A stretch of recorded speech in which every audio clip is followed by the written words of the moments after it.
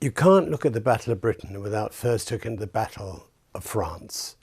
After the Blitzkrieg by the Germans right through the north of Europe and chasing the British and the French down to the beach of the Dunkirk. And that was the moment in history where everything was in balance. We had 1/3 men.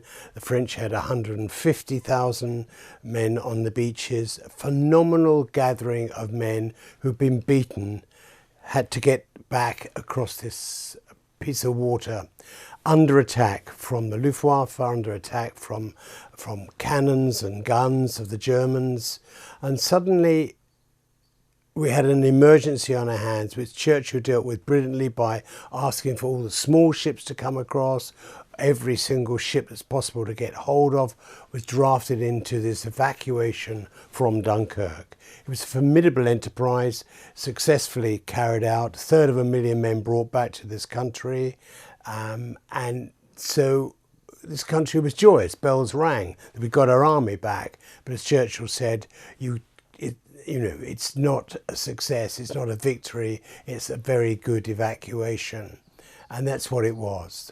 But he knew not to waste any more aircraft over France in getting these soldiers and sailors off the ground. We lost over 150 aircraft in defending them on the beaches and in their fighting retreat.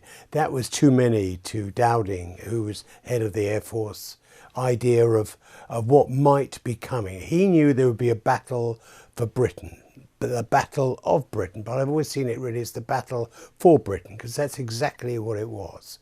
The Germans just thought, before we take on the Russians, let's take on the British. It'll be a very quick excursion across the Channel, really. All we've got to do is gain air superiority. Well, they had the confidence after Dunkirk to think, this is not going to be a problem. They realised that the Air Force was quite strong, well trained, but they had on their side pilots who'd flown in the Spanish Civil War. They had pilots who'd fought against the Poles. They had pilots who had flown right through Northern Europe up against the Low Countries, fighting their air forces. So they arrived with a very special calibre of pilots, experienced and confident.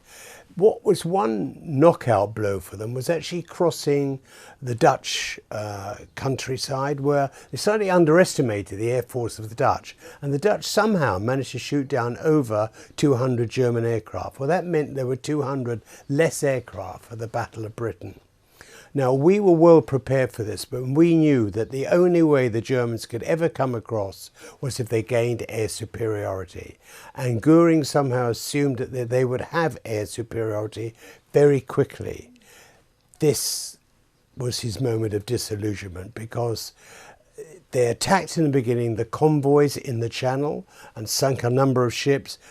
Disconcerting, frightening for the people at home. They didn't actually attack too much onto the land until later in July. So by July 1940, their strategy was to attack the convoys, put them out of action, starve Britain, as it were. That was never going to happen.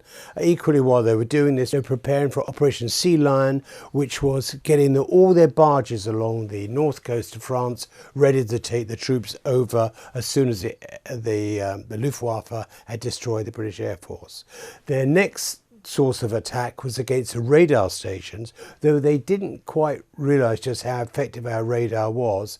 But the one difficulty for the German Air Force was actually to destroy these units. They're fairly well concealed, and in fact in their first big raids they only took out about 4 of them, but within 5 or 6 hours they were very quickly back and working again. So whereas we had the radar, the Germans didn't have radar, and so they were still quite puzzled as to why we could send up aircraft so quickly and anticipate. That comes across in the film very clearly.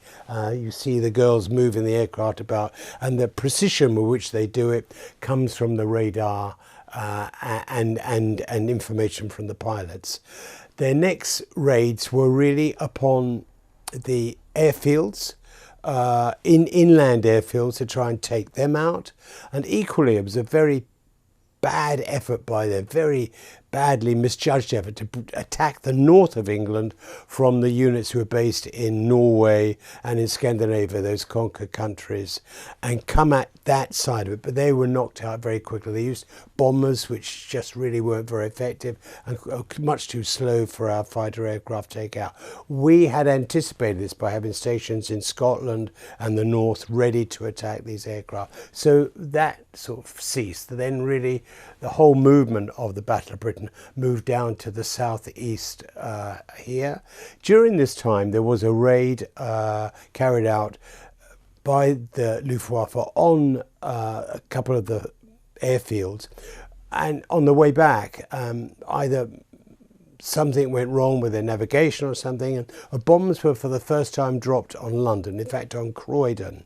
This infuriated Hitler, because the last thing he wanted to do was to bring out this bee's nest of aircraft up against his men. He saw it as a great mistake.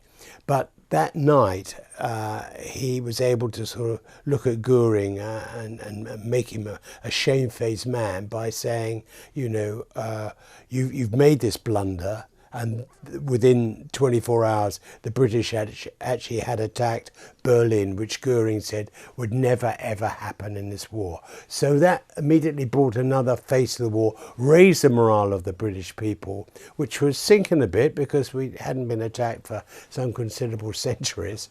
And so morale was lifted there. And then they switched to attacking airfields.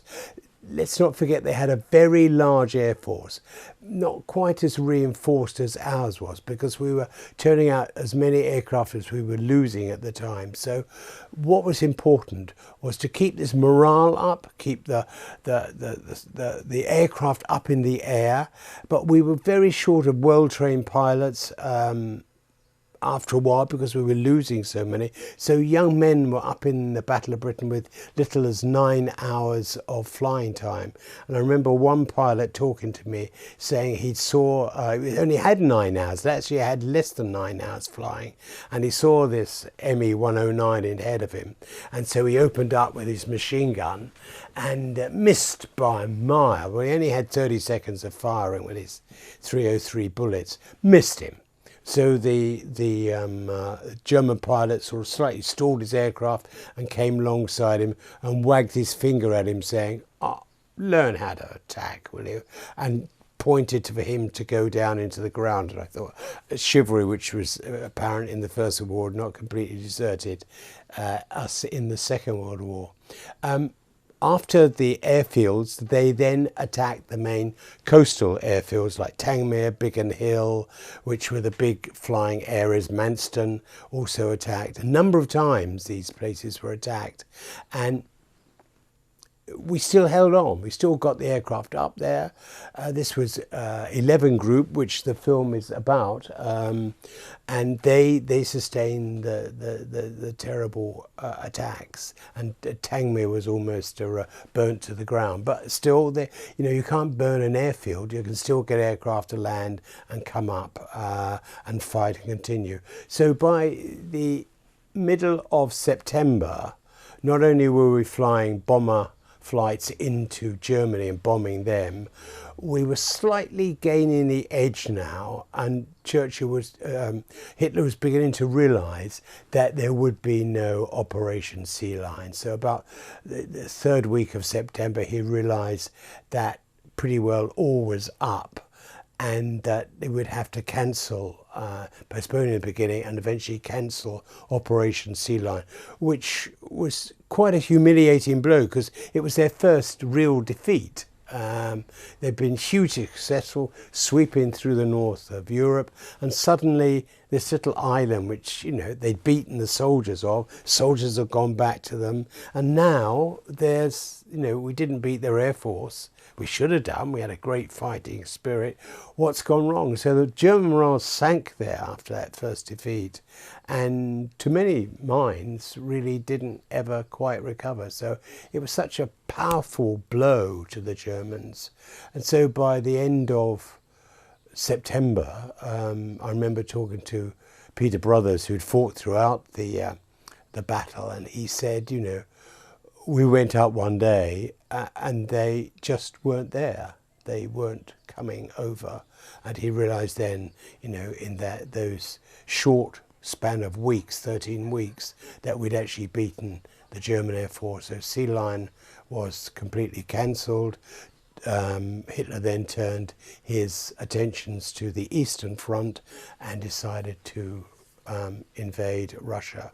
So what might have happened had we given way, had we been beaten? People say that they could have come across in the barges. Well, by September we destroyed the bulk of the barges. Bomber Commander destroyed those.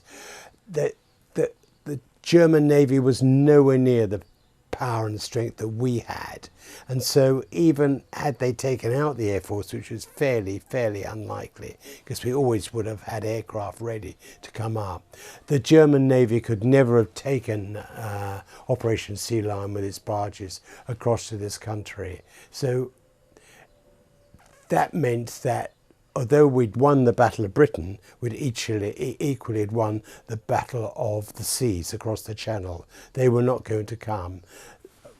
Obviously the war went on, this country was attacked, the Blitz was hell on earth for the people of London, 46,000 people killed in London alone. So intermittently, and then you had the V1 and the V2 bombs coming across, very frightening.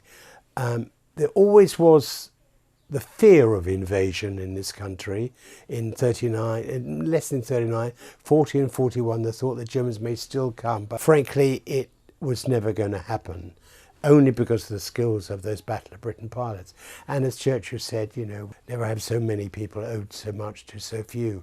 And that's why they became the few. There are very few of the few left now, but I see them occasionally. It's marvellous to talk to them. And there's one wonderful pilot who I spoke to recently, and I said, how did the Battle of Britain affect you for the rest of your life? And he said, I've never left the cockpit. And I thought, that's how profound an effect it had. And that same effect happened to this country as well. We didn't lose, but the consequences of that war on this country in some ways are still with us.